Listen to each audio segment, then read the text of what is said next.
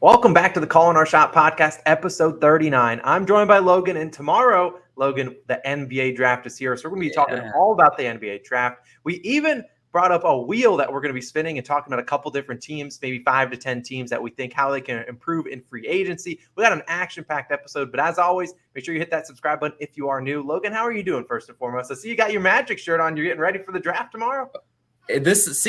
For us Magic fans, we don't have anything to root for in the regular season, so it's kind of like that Jets pennant behind you. It's like draft day, baby. Like that's our time for excitement. So I'm really excited for sure to talk about it and talk about how the Orlando Magic are finally going to progress to being a competitive NBA basketball team. But how are you doing, buddy? Hey, man, I'm doing pretty good. I'm excited for the draft. I'll have one pick for you guys. So if you want to maybe tell me or, we'll do whatever you want. We'll talk with the first couple picks of the draft. It's kind of hard to project when you get it past the 5th pick. A lot of question marks in this draft, but it's going to be a lot of fun. So then we're going to end the show talking about Kyrie Irving and the drama surrounding him, which, of course, there's always drama. But let's talk. As always, we're sponsored by Underdog Fantasy. If you want to sign up for Underdog, use our code COS or the link in the description for a 100% deposit match. We appreciate you, Underdog, for supporting us. But let's talk about the NBA draft. And I'm going to ask you, Logan, first and foremost, who do you want the Magic to draft at the number 1 pick? I know both of us necessarily don't follow a ton of college basketball until March Madness rolls around, but who you got your eye on that the Magic in recent years, I'll be honest, they've kind of screwed up a lot of their draft picks. Cole Anthony has turned out well. Jalen Suggs looking decent. But what do you think the Magic are going to do this year? Right. So, of course, like the position of not need is guard, right? The Magic are pretty solid on the guard front. So we need like a 3-and-D type player, right? Jabari Smith, right? The odds-on favorite to go number 1 should be the Magic pick. I don't want Chet. Sorry, I don't want the NBA 2K creative player Chet Holmgren. I don't really want that. I'm all about Jabari Smith, somebody that can come into the Magic and contribute right away, right? And he played in the SEC, good brand of basketball, SEC close to my heart. But Jabari Smith, that, like I kind of mentioned, that 3-and-D, space the floor, give you some offensive contribution for sure. Reports are that he shot well in college at least. So hopefully that transitions to the pro game. And that's what the Magic need. They just need people that can contribute to scoring, consistent scoring, because that's what they're missing all the time. They're a pretty good defensive team, probably better than average defensive team, but give me someone that can score the basketball. Yeah, when I look at the top half of this line, and here's the 4 guys, I'll put them up on the screen that are kind of projected to be the top 4 in no particular order. It's normally supposed to be Smith, Holmgren, and Banchero going off the board, probably first 3, and then maybe Ivy at the 4. We'll talk about him in a second. But when I look at the Magic, their lineup's interesting because you're right. They have Suggs, they have Cole Anthony, and then they got Franz Wagner. Then that center, they got, Wendell Carter Jr. They have a return of potentially Jonathan Isaac, who obviously got injured in the bubble, didn't play all of last year. So who necessarily knows what Jonathan Isaac comes back to be. So it's kind of hard to project. A lot of these forwards, I do expect them to take one of the forwards. Personally, if I'm the Magic, I like to root for the Magic on the side. I like Banchero. And I know there's a lot of, I know you hate the Dukies, but I think when you look at Banchero, he's the guy probably with the highest floor out of these top 3 guys. I think Banchero can come in, probably will, depending on the situation he goes to, probably will be the guy with the odds-on favorite to win Rookie of the Year. He's just been that good at Duke. He's obviously has the size. And what I did like out of Banchero out of Duke is that he could get to the free throw line. And we know how sometimes that point's annoying, but some games are just decided on getting to the free throw line, guys cheesing. And while he might not necessarily get a ton of calls his first year in the NBA and maybe the first couple of years, he did know how to get to the line in the NCAA. So I do like a guy that can do that. And I think the Magic, and you know this to be true, they need some guy that can go out there and score at will. And I don't necessarily know if Jabari Smith, the guy that can put it on the ground, go get his own. And I know Paolo Banchero can do that. Chet Holmgren is a question mark. I don't necessarily know. You could reunite him with Jalen Suggs, but I like Banchero. I know you're going to probably hate that one, though. Yeah, So I honestly, if you said no, Logan, they're not drafting Jabari Smith. Next best option to me is Banchero, just because he fits kind of what I think the Magic needs. Some of those players that can go create their own shot, right? Banchero definitely had that ability at Duke. Love him or hate him at Duke. I don't love Duke one bit, but he definitely was one of those talents on the floor. But to me, the question mark with Banchero was just like, when I watched him, I was like, this just doesn't scream to me lottery pick. And I'm sorry about that. Like, I know I'm being hypercritical right now. And who am I? I'm not an NBA scout, but I'm just saying it was one of those casual fan, when Zion Williamson was at Duke, I knew right away. I was like, that guy right there. It was so obvious to me. Banchero, not so much, right? I'd rather, to me, take the safer option, which is what the Magic should honestly do. I think the safer option is probably Jabari Smith, somebody that can contribute, right away, day one. Yeah, I guess there's probably, if I were to rank these guys in like floor to, you never know what you're going to get. I think Paolo, number one in terms of floor. The first game out of the gate, I think will do the best. Jabari Smith, probably number two. And Chet, you just don't know what you're going to get from him. But the Magic are in a weird predicament because Mo Bamba, obviously, we all know the song. And we all, Mo Bamba always has that one game a year where he drops 7 threes in the first half. You're like, what the heck is this? Why can't he do this more consistently? He looks to be on the move in this one. So we should see Mo Bamba. I believe he's a restricted free agent. I do not expect the rumors are the Magic don't pick up his option. We saw all last year the Magic were starting Mo Bamba and Wendell Carter Jr., that kind of big man lineup. I just don't know where the minutes go in this one. So it would not surprise me at all if we see whoever's drafted Smith, Banchero, Holmgren coming off the bench.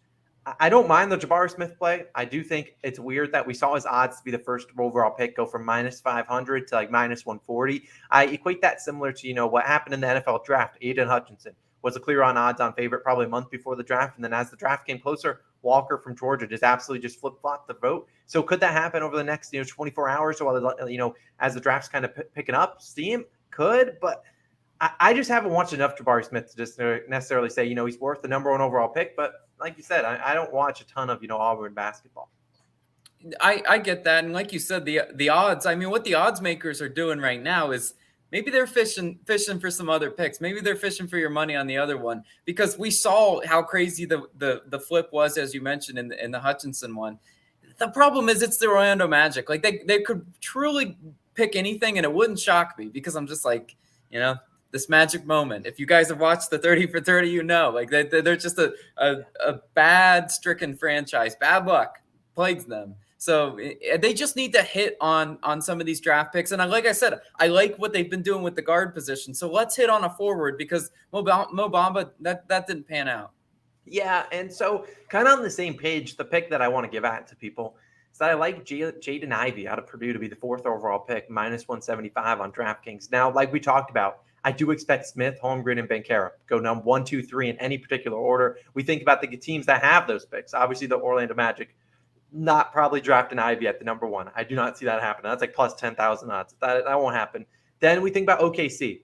This is a team that in OKC that really loves. I mean, we saw them playing Pokashevsky at the 5. They really want to be that team that can kind of be versatile, spread it all out. Shai Gilgeous-Alexander do his own thing, but they want a 5 that can do everything. Chet Holmgren on paper or in the 2K simulations, he can do everything. He can block shots. He can bring the ball up the court. That's why I won't be surprised if Holmgren goes at the 2, and then Banchero at the 3. You could say, well, we look at the roster for the Rockets. They don't need a point guard. They got Kevin Porter Jr. They got Jalen Green, and this team just traded Christian Wood for a bag of chips. So if you're going out there and not drafting another guard, I don't see that happen. And I think they're going to draft another big, which is why I really like Jaden Ivey going at the number 4 spot to Sacramento. Does it make any sense? No. Why would Sacramento draft another guard? We don't know. They keep drafting guards year in and year out, and it makes no sense, but it's the Sacramento Kings. I mean, come on. It's what they do. So will they want to team him up with De'Aaron Fox and those guys? I wouldn't be surprised. Jaden Ivey, very good. I think everyone kind of thinks this is a 4-tier kind of draft. There's 1, 2, 3, 4, those 4 guys. Then there's a little bit of a drop off, probably to Keegan Murray or some other guys that people might, Shadayon Sharp or whatever his name is out of Kentucky. People expect those guys to step up, but I really like Jaden Ivey at the number 4. What do you think about Jaden? Yeah, he was one of those players that, again, we talked about jump off the screen and talent. I remember Jaden Ivey was the driving force behind that Purdue team, right? Watching March Madness, I was like that guy. I was able to pick him out. He definitely, his talent definitely screamed pro-ready NBA talent. And like you mentioned, him going to the Sacramento Kings, I could see it, right? The Kings fans are bad luck stricken as well, right? They got an incompetent front office, right? Just keep drafting the guard, see what happens. So I love it as a not so bold prediction. I mean, the odds are saying, not that bold, but I could see it as a free winner, right? I mean, that's what I'm hoping for. I'll sprinkle on it. Obviously, the NBA draft, anything could happen. Wouldn't also surprise me to see the Kings trade back and some teams kind of sneak up and take Ivy. I'm hoping the Knicks somehow end with him. I doubt that happens. The Knicks are kind of in need of a guard. Maybe we'll talk about little Kyrie Irving a little bit later on in the segment. But let's kind of move to what everyone's been looking for. I teased that at the beginning.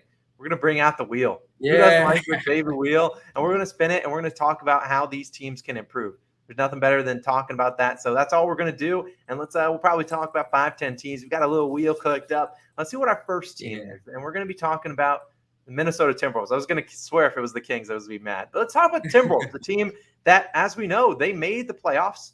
And I saw some tweet the other day that was about, they were saying, I'm going to tell my kids this was the 2022 NBA champs. And it was, Patrick Beverley with the shirt off after they won the play-in game against the Clippers and all of that. But obviously, they're returning a large majority of their crew. This is a team. I mean, I'm going to pull up on my other side. I'm going to pull up, their rosters because there are some people, that are restricted free agents, unrestricted, and vice versa. But the larger in part, this Timberwolves team is going to kind of stay the same. They're going to obviously still have D'Angelo Russell at the 1, still have Anthony Edwards. Then they're going to have what's his name? I don't really know. Sometimes they mess around with who starts at the 3. Sometimes it's Jared Vanderbilt starting. Sometimes Karl Anthony Towns and whatnot. But what's a glaring area of need, do you think, coming into the offseason?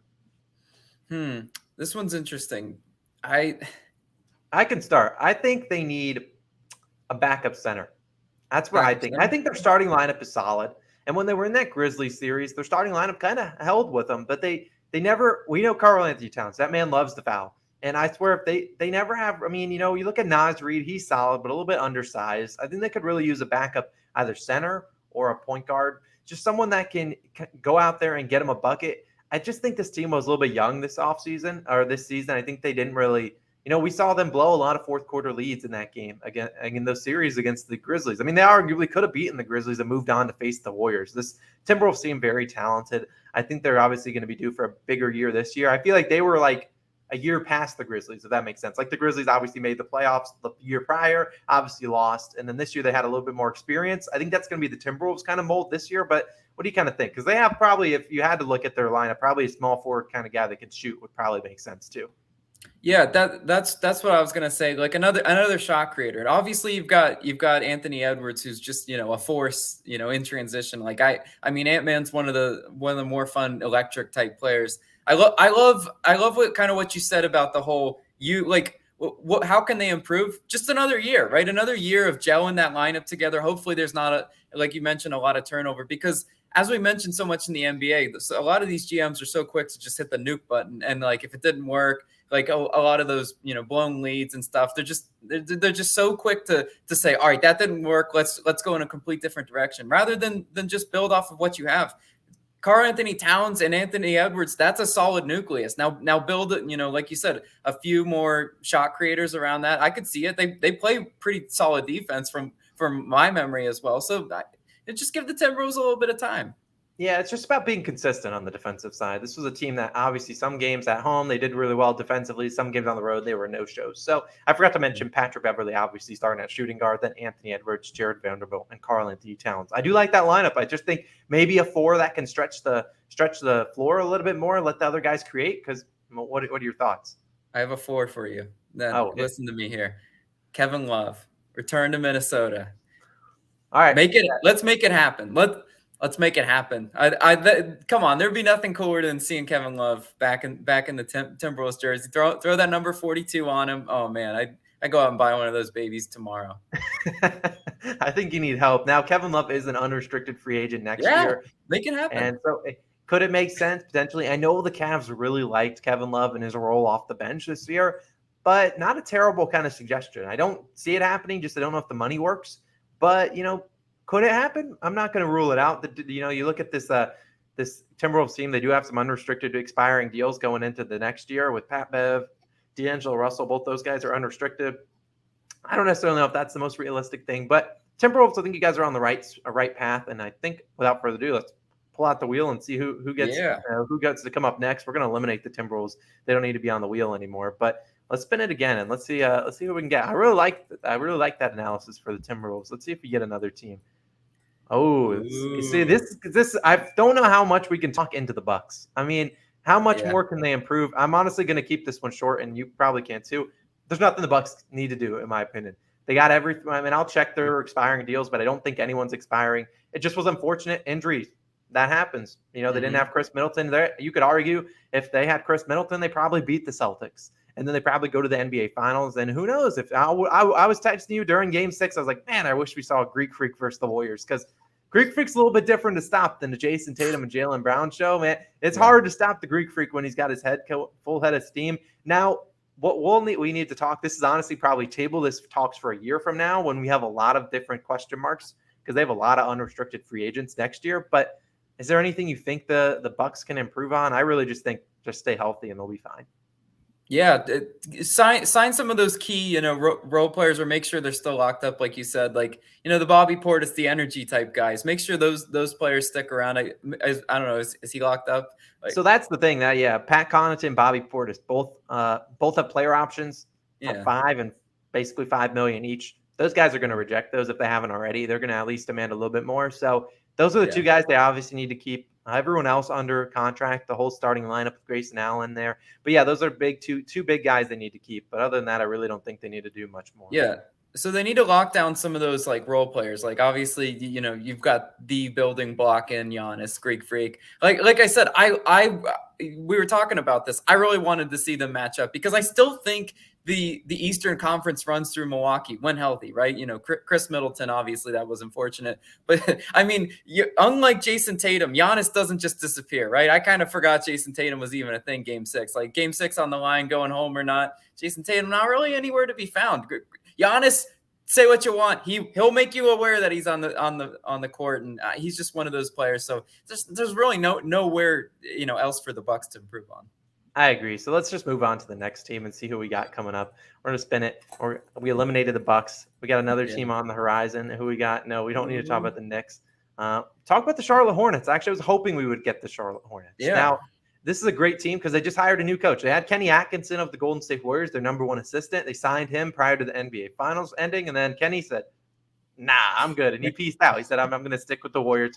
Can't blame him if you just want to stay under Steve Kerr, collect your big paycheck that they're probably going to up his salary and whatnot. So now they got Mike D'Antoni, and man, oh man, D'Antoni keeps finding his way into the NBA. Props to him. I don't know who his agent is. Maybe he's his own agent, but hey, he's absolutely killing it, and he keeps finding jobs. Now, what I will say, this Hornets team is going to be an interesting one. Now, they obviously still have LaMelo Ball. He'll be under contract. Still got Terry Rozier under contract. Gordon Hayward, I'm sure they wish he wasn't necessarily under contract for $30 million. He's back. The big question mark here for this lineup will be Miles Bridges. If you wanted he's the big question mark. I mean, you don't know if Miles Bridges, he's a restricted free agent, so they can match any deal. But what do you think? I mean, what do you think from just looking at this team? How could they improve?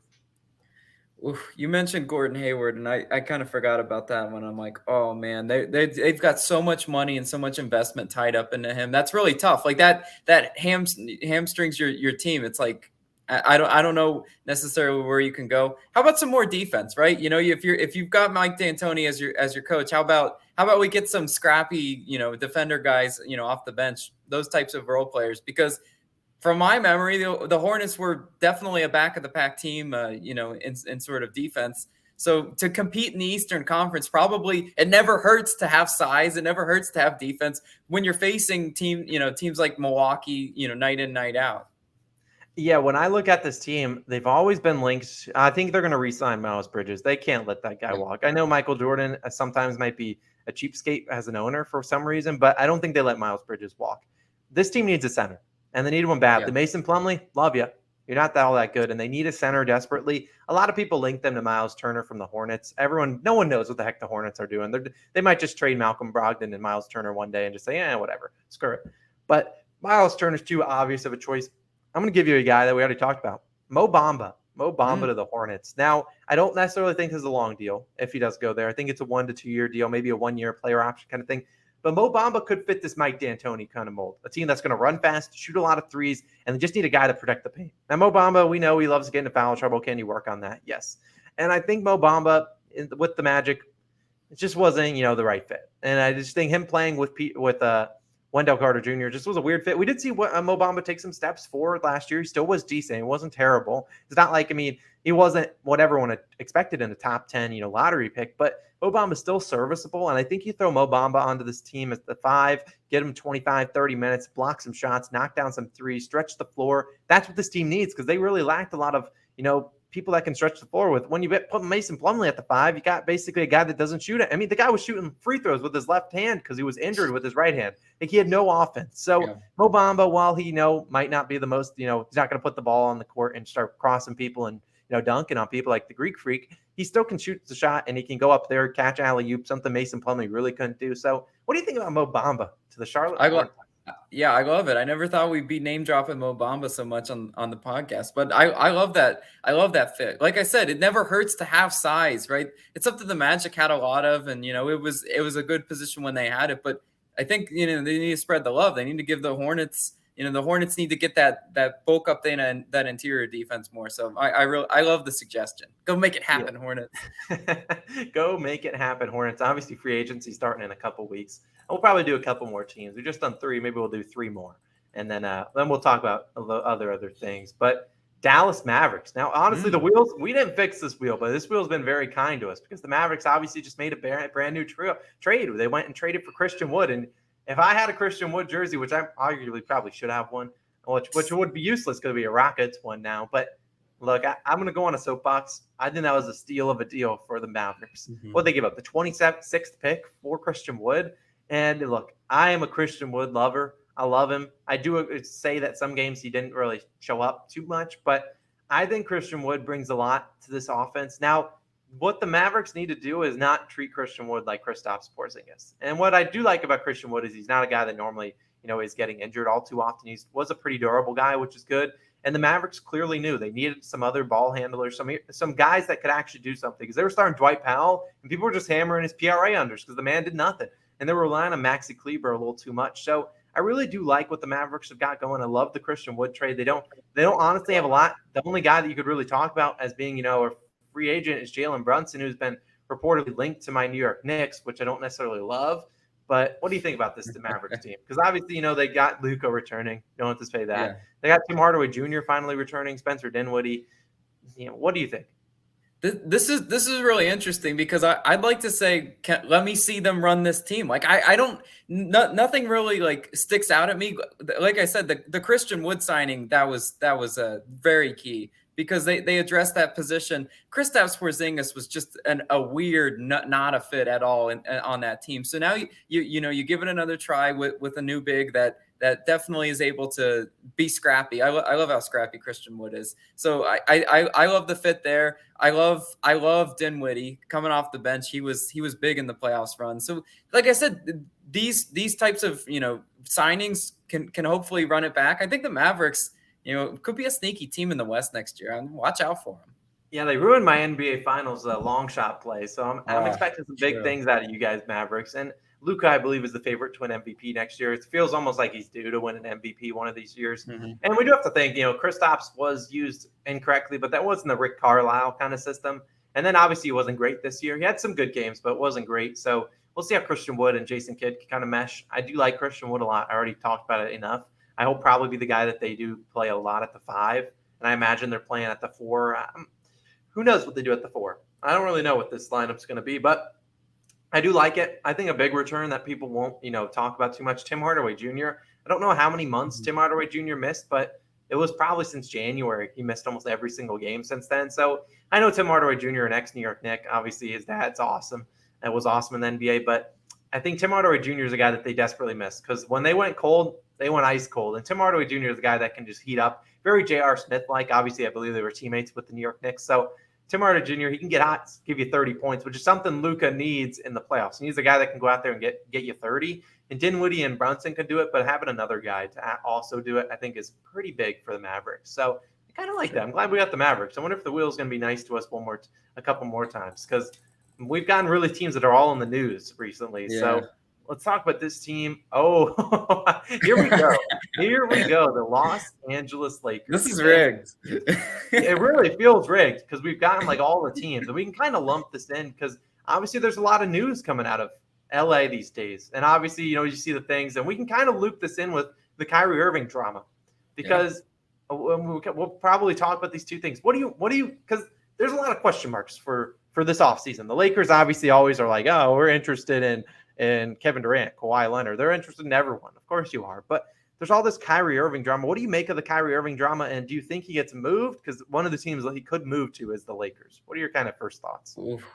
All right, so this is interesting. Of course you gotta sift through all the BS, right, when you're reading these NBA storylines, because like you said, the Lakers want everybody. They're linked to every single big free agent, any sort of trade. They're gonna do it because they got lay GM, right? If you know, the LeBron. He's running the show behind the scenes. Wouldn't it make so much sense for LeBron to reunite with his old buddy? I mean, Kyrie Irving is just, to me, the ultimate locker room disruptor, the ultimate just in the news for the wrong reasons guy. Go reunite with LeBron. Go make it happen. Go channel some of that old 2016 NBA Finals Kyrie Irving. That's what I want. Like, as a basketball fan, I want to see Kyrie Irving in the purple and gold. I'm going to be honest with you. Like, I'm tired of seeing him in Brooklyn because him and KD, I don't even know how much him and KD even work because they're just not on the floor at the same time. So what I do know from experiment is that Kyrie and LeBron do work out pretty well. And I mean, isn't that what the Lakers need, right? Especially after all the Russell Westbrook, turmoil. Like they could use, just a high energy, create your own shot magician like Kyrie Irving. Yeah, it's a tough position to be in Lakers fandom, because on one hand, yes, I agree. I think this team gets better with the addition of Kyrie Irving. The problem is Russell Westbrook. He's obviously the guy, and their new head coach, I think Darwin Ham or whatever from the Bucks, very good. We'll see how he does as a first-year head coach, but I mean, you've got to think about Russell Westbrook. He can't be on the team with Kyrie Irving. The money just doesn't make. I mean, Russell Westbrook getting paid $47 million this year. Somebody he picks up his player option. So it has to be a sign and trade. So in a week from today, Kyrie Irving has to do something with this player option. So we'll see what he does with it. But at the end of the day, he has to do something. And the most likely option, he picks that up because then he can actually get traded to the Lakers. If he opts out, no chance he gets to LA. It doesn't make sense monetarily. So when I look at it, it would be awesome on paper to see him in the purple and gold. I think it would be fun to see him reunited with LeBron. Hopefully AD, who hadn't shot a basketball in 2 months, which was way overblown, but whatever. And that would be fun as a team. But how realistic is it? I don't know. I think that Kyrie Irving stuff was a lot of just smoke in the mirrors for fun. It was, the NBA drafts. We don't have an NBA storyline in a couple of days. Let's throw something out there. Throw the people a bone. Let's get Stephen A. Smith and whatnot riled up, talking about some things, talking about sources. I don't see him moving. And I know he's been, he could potentially go to New York or to the Knicks. And like the Knicks, they would be fun to see Knicks fans who were just trashing Kyrie, then have to completely just backpedal on everything that they said. I think that would be very Knicks-like. And obviously I'm a Knicks fan, so I would welcome, I know people don't love Kyrie. The thing is, when Kyrie's on the basketball court, one of the best, most fun, entertaining guys. He's box office, as Stephen A. says. He's someone you're going to watch. You're going to turn it on, unless the Knicks don't have anyone else, which will at least be a decent team next year. I just don't know what to do with Kyrie Irving. And for the Lakers, could they run it back? Could they? What if? Let's just assume, and I think it's a pipe dream they get Kyrie. They're most likely running it back with that big three: Russell, LBJ, and Anthony Davis. I don't necessarily think they can't win with that lineup. The problem is they need to get better role players. The role players were just terrible last year. They had no one that really was the guy that would go up there, clamp up the number one guy. Even Stanley Johnson, the guy that really actually came onto the scene in the second half of the year on like a 10-day contract, was just such a big guy because he would actually go out there and guard the best guy and actually do somewhat well. That's what the Lakers need. They need players, the role players that fill their role and actually do it and shoot the ball well. You're not going to be a good team with LeBron, Anthony Davis, Russell Westbrook. Now, all great, not great shooters. Russell Westbrook and AD more so than LeBron, who's improved. They need shooters and they need guys that play defense. I don't know if they're going to get it, though, with all this, with, 47, 44, and 38 million tied up in three guys. You're not going to be able to offer a lot. And that's the problem, right? I think several weeks ago, the last time maybe we were even talking about the NBA, I talked about how much they're missing guys like Caruso. Like Alex Caruso is exactly what they need. They had it, but had to let it walk. The money, like you said, is really a big obstacle for the Lakers to try to overcome.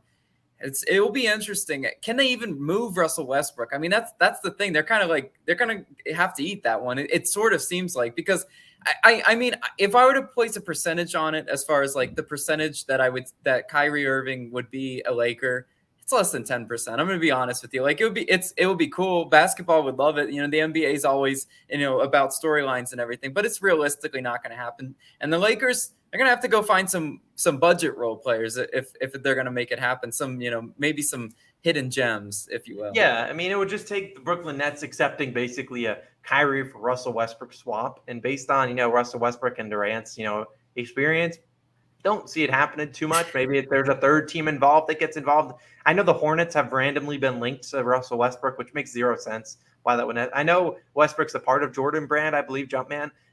But it doesn't make any sense for Russell Westbrook to go there with LaMelo and Scary Terry. That makes zero sense. So Lakers, I would love to see Kyrie in a purple and gold uniform, but I don't see it happening. Let's do two more teams, then we'll wrap up the podcast. I don't know how we could get any better than the teams we've gotten so far. Yeah. But it's only right that we'll get a team like this. The Detroit Pistons, a team that on paper, this team was not very good last year. Unless you're talking about covering the spread. One of the best teams at covering the spread towards the end of the year. Now, going into this year, they got large in part, I believe, the same roster. They're going to be starting Cade Cunningham at the 1. They were starting Corey Joseph. Will Corey Joseph necessarily be back? I know he was starting some games. Killian Hayes, they got Sadiq Bey, they got Beef Stew, Isaiah Stewart. They got Marvin Bagley as a restricted free agent. We'll see exactly how much they pay him. I don't remember exactly what draft pick Pistons do have, so I'm going to look that up too. And they have the 5th overall pick, so they could get a guy like Keegan Murray out of Iowa. I believe he's out of Iowa. What's your immediate takeaway on this Pistons roster?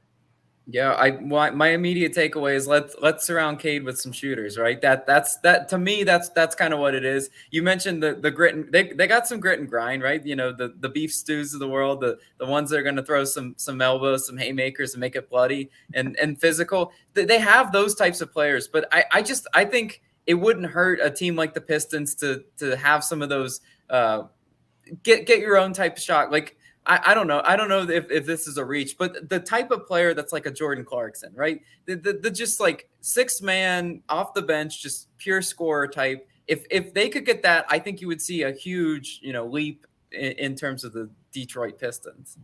Yeah, I can kind of agree with you on that. Their starters were decent. They weren't, necessarily going to go out there and beat the best teams in the league, but they were hanging up with some teams like the Celtics at the end of the year. This team was very above average the second half of the year. I mean, they were all above average, maybe is a little bit of a stretch, but this was an average basketball team that competed, won some games that they were underdog by like 10 or 11 points, like to the Heat and stuff like that. I like the Pistons roster. I think this 5th overall pick going for a guy like Keegan Murray would be pretty cool. I think that's probably what they're lacking is, a shooting guard, small forward that can go out there and score and get their own and beyond the floor when Cade Cunningham's not out there. Because obviously when Cade's out there, to be the primary guy. Sadiq Bey was very solid last year, obviously improved a lot in the second year. He'll be still there. And Marvin Bagley was pretty decent for the Pistons. I imagine they match whatever he gets. They don't really have a lot of players on this payroll. Jeremy Grant is another interesting guy that was injured a good majority of the second half of the year and did come back and play pretty decently. So I think if you can get it, I think this is an ideal starting lineup. You get you get Cade Cunningham at the 1, insert shooting guard or small forward that you draft Jeremy Grant, Sadiq Bey, and then Isaiah Stewart, or maybe you put Sadiq Bey in that 6-man role and put Marvin Bagley in the starting lineup. Then you have a guard coming off the bench that's very good, scores 18, 22 points per game. That Lou Will, Jordan Clarkson kind of role. I think that's probably a good fit for this team. I think you're not going to win the NBA championship this year, Pistons fans, but you never know where you could go. I mean, you never really know. Cade Cunningham obviously had a great year. You never really know. 8th seed, here we come. They could make the play-in game. Who knows? This will be our last team we're going to talk about, and let's see who gets the fortune of being talked about. We're going to skip the OKC Thunder. I feel like we already kind of talked about the OKC Thunder. I mean, they obviously got the number 2 overall pick in the draft. This is a team that, they have a bunch of different holes, but they got 150 draft picks over the next 10 years that they'll be able to get it done. I don't necessarily think there's one size, the shoe fit, whatever the heck the saying is. They need a lot of different things, but I'm curious what they do. I will say I'm curious what they do with Lou Dort this season. But let's spin the wheel. I don't want to talk about the OKC Thunder. Let's get another team. Washington Wizards. Did we not talk about the Wizards already? I guess not. No, we didn't talk. No. I don't know if I really want to end the show talking about the Wizards, but obviously the clear question mark is Bradley Beal. So what are your thoughts, Logan? Yeah, I mean, a talent like Bradley Beal, I feel like he's every single season I see him flirting with trying to get his way out of Washington, D.C. And here we are again with the same Beal storylines. Like, come on, brother, make up your mind. Like, either ship him out or to me the Wizards are in that weird limbo where they're going to be good enough to hang around making the playoffs or maybe make the playoffs as a low seed, but that's your ceiling. Right, you can hit the nuke button, get rid of Bradley Beal, get a lot of draft picks, and just say, all right, we're starting over from here. That's what I kind of think the Wizards should do, especially because you have a talent like Bradley Beal. He's not getting any younger, right? And I still feel like you could get a really good return on investment if you were to ship him out. That's what I would do if I were the Wizards. Yeah, there's really not a lot the Wizards can do, and they have the 10th overall pick right before the Knicks at 11, so don't steal our guy. But yeah, this team doesn't have a whole lot to work with. They got Bradley Beal, obviously missed the majority of the second half of the year with an injury. Yeah. They traded for Kristaps. You never got to see Kristaps and Bradley Beal, but that's not more so than like an 8th seed. Kuzma was very solid. You got to give Kuzma some props. Very good last year. Rui Hachimura injured. Denny Avdia. This team really on paper is not more anything than a play-in team. So do you nuke it, get rid of Bradley Beal, or maybe try to sign someone in free agency? They do have some cap space, so they will have a little bit of cap space to go after some people, but I don't really think there's a big room for improvement here. They need a point guard, and they needed one badly. And I know they were decent with Russell Westbrook making the play-in game, but Russell wasn't the ideal point guard for this team. I think they need to go out there and I'm not going to put out Jalen Brunson would be an interesting name here. Reunite with Kristaps. I don't necessarily think Jalen Brunson moves on from the Mavericks, but I think they need a guard here because I think Kristaps is good at the 4 or 5. Kuzma is good at the 4. Rui Hachimura decent at the 3. They need a point guard here, and I don't necessarily – they could get one in the draft, which would be interesting, but Bradley Beal, everyone's been claiming we want him to move on, and he just refuses. He keeps saying, I'll pick up my option. I'll keep signing an extension. Will Bradley Beal finally leave? I have no idea, but we'll see exactly in the coming weeks as free agency approaches what happens with Bradley Beal. But this will be the final team, Logan. I don't care who it is. We're going to end it with this one, and then we'll get on out of people's hair. But let's see who we got. Cleveland Cavaliers. I'm fine ending on this team. One of the surprise teams of last year. Cleveland Cavaliers obviously making the playoffs. They were the 1 seed, 1, 2, 3 seed for a longest time. And then obviously second half of the year really falling off. What's your immediately takeaway on this Cavaliers team?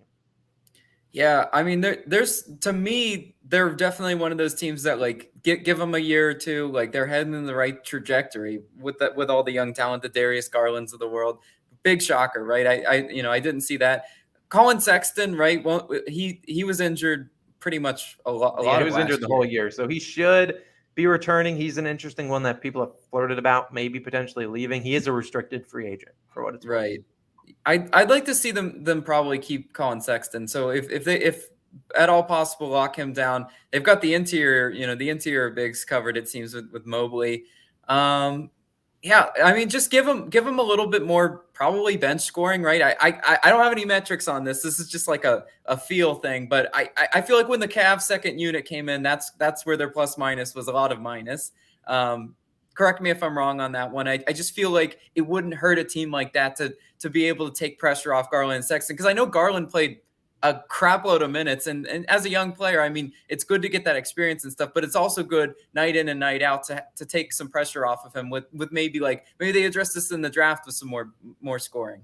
Yeah, and Garland and the COS All-Star, we love him here. And there's a reason we kept taking his overs, because when Sexton went down, and Rubio was out, it was kind of just, someone's got to score the basketball and go out there and assist. That's why we were riding with Garland a ton. But yeah, their bench scoring, not very good. They had Kevin Love, who was in the running for 6th man of the year. It was basically all they got off the bench. Didn't get a lot more production. I mean, they had guys like Lamar Stevens who had random games here and there. Dean Wade, Dylan Windler. So guys played a couple minutes. But this is an interesting roster in the sense that this team has a lot of question marks going forward after this year, because they got Kevin Love on an unrestricted free agent next year. Karis LeVert, who they traded for, unrestricted free agent next year. And Garland will get paid maybe this offseason. He's a restricted free agent after this year. I'd anticipate they probably lock him up to a deal if they can, because Garland deserves it after the years he's put in. But I think keeping Colin Sexton or getting a sign-in trade and trading him for another, what I think this team needs is a small forward that can put the ball on the ground and go get his own shot. Lauri Markkanen, I love him. I wouldn't be surprised if we see Lauri Markkanen necessarily move this year. I just don't think he meshes with this team. That 7-footer lineup they kept trotting out there, it was fun, but it just didn't. I mean, maybe they want to run it back, though. I mean, we think about they were very good with Sexton at the 2. And then when they had Lauri Markkanen, Jared Allen, and Mobley all healthy, this was a very good team. It just so happened, Allen went down second half of the year, and then Mobley got injured towards the back half and missed a couple games here and there. So this team's obviously, I think it's another year you kind of just let the team cook, but I don't think this team gets very far. I love the Cavs. I think they're a very solid team. I just don't think when you get into the final 5 minutes in the fourth quarter of, an NBA finals or NBA playoff game, you need guys that can go out there and score. And Garland's great, but if he kicks it to Lauri Markkanen, Evan Mobley, Jared Allen, those guys aren't putting the ball on the floor. They're going to have to shoot it immediately when they catch it. So that's the thing. I think but I would love to see Evan Mobley come back another year. Not come back another year. I mean, this guy's going to have another year under his belt in the NBA. So everyone loved Evan Mobley. I believe he was snubbed for Rookie of the Year for Scotty Barnes, which, whatever.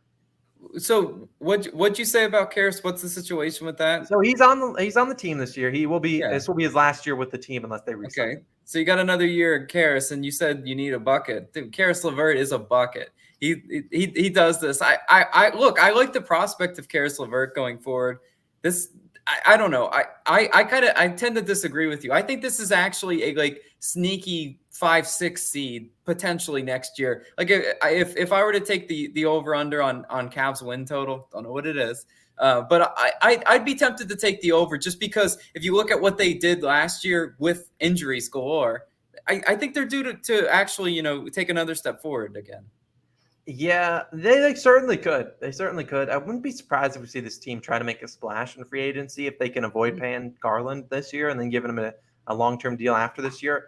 I don't hate this team. I just don't think they're going far in the playoffs, which is obviously your end goal. Yeah. You want to go far in the playoffs. Obviously, making the playoffs is still fine. They obviously lost in the play-in games to Brooklyn and then to the Hawks, I believe. But this team's good on paper. They have Caris LeVert. If they can get Sexton back, that's another guy that they're going to put LeVert or Sexton off the bench as a sixth man. That's awesome. Playing with Love, that's a pretty good roster. That's a good top 7 in my opinion. I'm just a little concerned about this all 7-footer lineup. I love it. It's a meme team, but it's like I just don't love. Maybe I'm just a hater for Lauri Markkanen. I just don't love him on the court with those guys. I think a better guy that's more consistent shooting the ball and better on defense, can move his feet, would be much better. I don't know. Maybe I'm a hater.